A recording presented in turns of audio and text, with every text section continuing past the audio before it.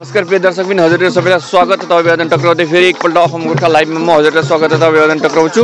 हजुरहरु सबैलाई रिक्वेस्ट छ follow subscribe share गरिदिनु होला यो भिडियोलाई किनकि हाम्रो त्रिदिवसीय जुन चाहिँ भागवत महापुराण थियो त्यो भागवत महापुराणको आज अन्तिम दिन तथा विसर्जनको दिन हो र विसर्जनको दिनमा हाम्रो सबै गाउँका जति पनि भक्तप्राण राईजहरु हुनुहुन्छ सबैजना आउनु भएको छ र आएर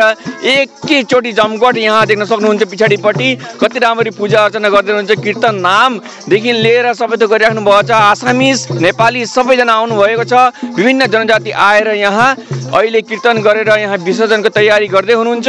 र पण्डितजी पनि आउनु भएको छ देख्न सक्नुहुन्छ कति फुर्तीले यहाँ आइराख्नु भएको छ आफ्नो गाउँमा गोटे गाउँ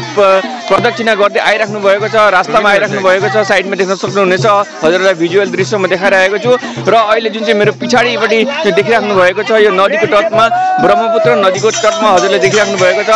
आज जुन चाहिँ 3 वर्षको हामीहरूको जुन चाहिँ भागवत पुराण लाउने जुन चाहिँ प्रतिज्ञा थियो त्यो प्रतिज्ञा पूरा भएर आज त्रिदिवसीय जुन चाहिँ भागवत महापुराणको आज अन्तिम दिन तथा हामीहरूको जुन चाहिँ भागवत महापुराणको जुन चाहिँ विसर्जनको दिनमा देखिराख्नु भएको छ यस प्रकार विसर्जन गरिरहेका छन् र गोटे गाउँका राईजहरु आएर यहाँ विसर्जनको तयारी गर्दै हुनुहुन्छ र गुरुजी पण्डितजी पनि आउनु भएको छ र यस प्रकार हजुरले भिजुअल दृश्य देखिराख्नु भएको छ कि नाम कीर्तन विभिन्न एकदम फुर्तीको साथ यहाँ भइरहेको छ हर्ष उल्लासको साथ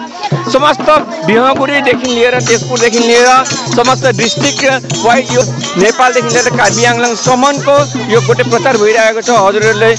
फलो शेयर सब्स्क्राइब गरिदिनु होला लाइक गरिदिनु होला भिडियोलाई जति सक्दो शेयर गरिदिनु होला र सपोर्ट गर्नु होला अफम गोर्खा लाइभलाई र यस्तै प्रकारका भिडियो अरू पनि ल्याउने छु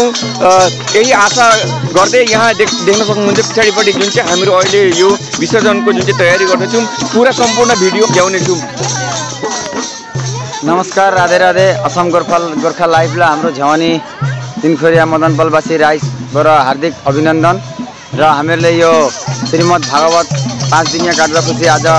अन्तिम दिनको विसर्जन नदीमा इतिमध्ये गरियो र अगाडि पनि हामीले 1 वर्ष अगाडि भागवत लगाइएको थियो त्यसै नै सबै राम्रो फुर्तीको साथमा भागवत भयो र यसपालि पनि समूह राईले समूहको आशीर्वादमा सबैको उसमा बहुत राम्ररी नै गयो राम्रो भयो सबैले साथ दिनुभयो सबैको साथको आशा जसरी राखेकी थिइन् त्यसरी आशा भेट्यौँ र बहुतै राम्रो भयो र आगन्तुक पनि सबैमाथि आशा गर्दै आगन्तुक पनि यसरी नै गर्न सकौँ राम्रो होस् सबैको साथ भेटौँ भन्ने यो गोर्खा लाइभको तर्फबाट सबैलाई हाम्रो अब एक विनम्र निवेदन छ भुलभ्रान्ति भयो भने सबैले माफ गरिदिनु कमिटीको तर्फबाट गोर्खा लाइभको थ्रो दिए माफी चाहन्छौँ जतिकै भागवतमा हाम्रो केही भुल भएको छ भने क्षमा दिनु होला जय राधे राधे जय श्री राधे श्याम आज हामी झ्याउनी तिनखोरिया मदनपालबाट यहाँ विसर्जन गर्नलाई भागवतको अन्तिम दिनको विसर्जन गर्न यहाँ नदीको किनारामा आइपुगेका छौँ र आज हाम्रो 7 तारिकदेखिबाट 7 तारिक हाम्रो जलजात्रा थियो त्यहाँबाट 3 दिनिया कार्यसूची र आजको अन्तिम दिन हामीहरू यहाँ समाप्त गर्न नदीघाट आएका छौँ र हजुरहरूको सहयोगमा हामीले आज राम्रो सुचारू रूपले हाम्रो भागवत मञ्चलाई बिदाई गर्यौं र आगन्तुक पनि हाम्रो यो झ्यावानी तिनखोरियामा यो हाम्रो बृहत ब्रह्मपुत्र नदीले यो बडा कन्या हुनलाई अब एकदम सकिन आँटेको छ यो भागवतको प्रसादको प्रभाव लिएर र हाम्रो आञ्चलिक भित्तिका बिहागुडीदेखिबाट लिएर हाम्रा सोनितपुर डिस्ट्रिक्ट दरङ डिस्ट्रिक्टदेखिबाट लिएर हाम्रो भागवतमा साथ सहाय सहयोग दिनुभएका कर्ताहरूलाई म अभिनन्दन ज्ञापन गर्दै र फेरि पनि यो जग्गा रहोस् र भगवानले ब्रह्मपुत्र बाबाले आशीर्वाद गरेर हाम्रो जग्गालाई रहेर आगन्तुक हामी यो जग्गामा फेरि भागवत राम्रो उच्च हिसाबले गौरव हिसाबले गर्न पाऊँ त्यही म चाहन्छु र हाम्रा मातृहरू गोटै तिनखोरिया झ्याउनीका आमा बाबा बच्चाहरूले पनि त्यही चाहनुहुन्छ र यो हाम्रो जग्गालाई चाहिँ सुरक्षित बाबाले राखिदिनुहोस् भन्ने मेरो आशा छ र